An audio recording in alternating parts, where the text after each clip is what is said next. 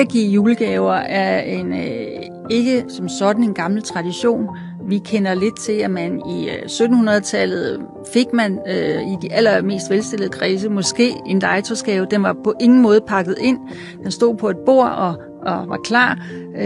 Men ellers så kender man kun til, at børn og tjenestefolk osv. deres julegave var en del af julebadet for eksempel. Man fik nogle pebernødder eller nogle æbleskiver, og så kunne man selv råde over dem og holde styr på dem. Det var faktisk ens julegave. Når vi så netop er ved borgerskabet og adelen, jamen så begynder de her julegaver langsomt at blive noget, man mere og mere gør. Og op i 1800-tallet bliver det helt almindeligt, at børn får en julegave. Ikke altid mange, ofte kun én, og den hænger på træet. Det er det, vi kender fra højt på træets grønne top.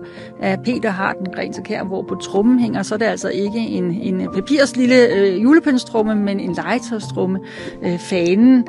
Og vi kender også fra Peter